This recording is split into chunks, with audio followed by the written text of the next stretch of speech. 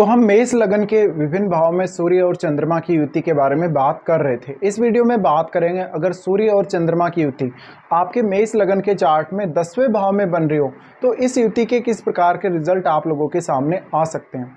देखिए, सूर्य और चंद्रमा जब भी आपके मेष लगन में जब 10th हाउस में स्थित हों, ऐसे में आपको सबसे पहले यहाँ सूर्य को देखना जरूरी है, क्योंकि सूर्य को यहाँ दिग्बल प्राप्त होता है और सूर्य यहाँ जितना अधिक बली होगा उतना ही अच्छा होगा ये आपके प्रोफेशन के लिए।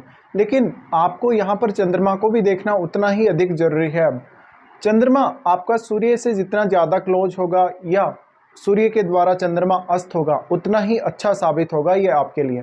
आपके चार्ट में चंद्रमा आपके 4th हाउस को रिप्रेजेंट करते हैं, जबकि सूर्य आपके 5th हाउस को। इस वजह से आपको कुछ ना कुछ ऐसा डोमेस्टिक सपोर्ट रहा होगा कैरियर में, या जो प्रोफेशन में आप हैं उसको आपके माता पिता बहुत ज़्यादा पसंद करते होंगे, या ऐसा भी हो सकता है कि आपके माता या पिता के प्रोफेशन को ही आपने फॉलो किया हो। इसके अलावा ऐसा भी हो सकता है कि आपकी पारिवारिक परंपरा ही कुछ ऐसी रही हो कि आप जिस प्रोफेशन में हैं उसी प्रोफेशन में आपके पहले के जो आपके दादाजी हैं या आपके पिताजी हैं वो भी रहे हों, या उससे कुछ लिंक रहा हो परिवार का पहले से। तो इस केस में अब आपको हो सकता है कि अपने घर से ही काम करने को मिलता हो, या जहां भी आप काम कर रहे हैं उसके आसपास ही आप घर लेके रहने लग जाएंगे। तो ऐसा हो सकता है कि माता पिता का बहुत ही मेजर रोल आपके प्रोफेशन में हो सकता है। इसके साथ साथ चंद्रमा है वो क्रिएटिविटी को रिप्रेजेंट करते हैं और चंद्रमा आपके 4th लॉर्ड भी हैं। तो अब आपको अपने प्रोफेशन में या जहां आप काम कर रहे हैं वहां पे ज़्यादा से ज़्यादा कंफर्टेबल फील होगा इस कंजक्शन की वजह से।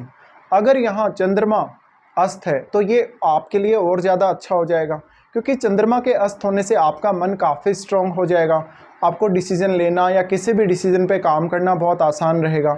हालांकि कभी कभी सूर्य अगर बहुत ही ज़्यादा मजबूत हो तो बॉस के साथ रिलेशंस ज़रूर बिगड़ सकते हैं।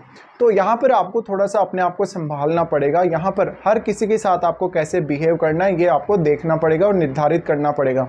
हालांकि ये प्रोफेशनल प्रगति के लिए बहुत अच्छी स्थिति है। अगर आप अपने प्रोफेशन में प्रगति चाहते हैं, अपनी लाइफ में अगर प्रगति चाहते हैं, तो ये स्थिति आपको ज़्यादा से ज़्यादा सपोर्ट करने वाली होगी।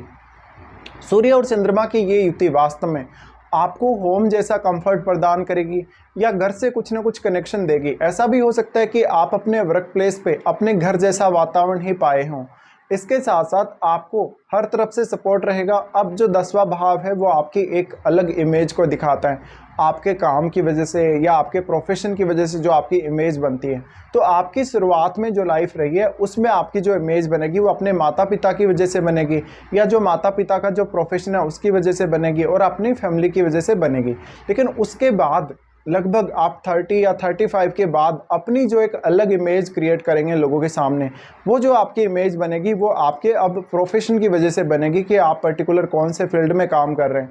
अब सूर्य और चंद्रमा यहाँ हैं तो निश्चित रूप से आप कोई बहुत बड़े सरकारी पद पे हो सकते हैं, या डायरेक्ट या इनडायरेक्ट रूप से आपका सरकारी पद के साथ या सरकार के साथ कोई ना कोई लिंक अवश्य ही हो सकता है। चंद्रमा बहुत ही ज़्यादा केयरिंग नेचर को दिखाते हैं, इस वजह से ऐसा जातक हमेशा सोशल सर्विस करना ज़्यादा पसंद करेगा। वो समाज सेवा की तरफ भी जाएगा और किसी बहुत बड़े सरकारी पद पे आप होंगे जहां पर आपको ज़्यादा से ज़्यादा लोगों की सेवा करने का मौका मिल रहा हो। सूर्य और चंद्रमा का ये युति वास्तव में आपको घरेलू सुखों के हिसाब से भी बहुत अच्छा रहेगा और आपके करियर के लिए भी अच्छा रहेगा। तो इस वजह से आप अपनी डोमेस्टिक लाइफ और अपने प्रोफेशन में एक अच्छा बैलेंस बनाकर भी चल सकेंगे। तो ये स्थिति लगभग आपका साथ देगी हर प्रकार के कार्यों में। अब यहाँ चंद्रमा जितना अधिक क्लोज होगा सूर्य के उतना ही ज़्यादा आपका मन स्ट्रॉन्ग होगा, आपका आत्मविश्वास ज़्यादा मजबूत होगा। इस वजह से आपको सही काम करने में मदद मिलेगी। जब आपने एक बार कोई निर्णय कर लिया उस निर्णय पर आप लंबे समय तक टिके रहेंगे और आप उसे अपने निर्णय को लगातार फॉलो करते रहेंगे।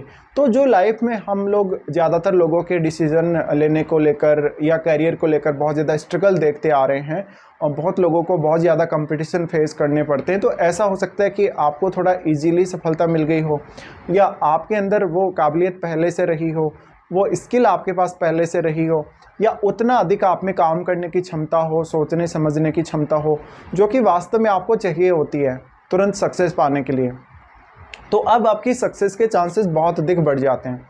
इसके साथ साथ जीवन में हमेशा जब तक आपके माता पिता जीवित रहेंगे तब तक आपको माता पिता से एक स्पेशल सपोर्ट हमेशा ही मिलता रहेगा और अपनी फैमिली से भी आपको हमेशा ही सपोर्ट मिलता रहेगा।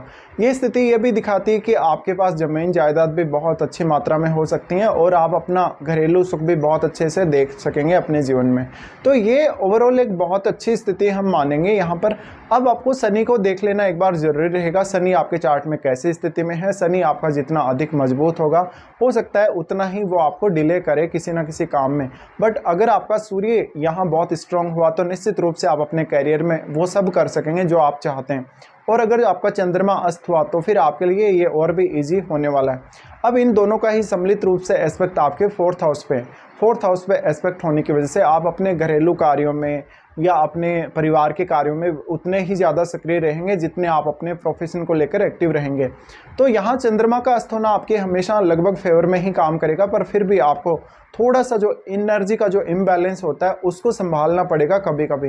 तो अपने बॉस के साथ, अपने जो माता पिता हैं उनके साथ और आपके जो भी रिलेटिव्स हैं उनके साथ आपको अच्छे संबंध रखने होंगे। अब हो सकता है सूर्य और चंद्रमा के साथ कोई भी अन्य ग्रह आपके 10th हाउस में स्थित हो, तो आपको इसके हिसाब से विचार कर लेना चाहिए।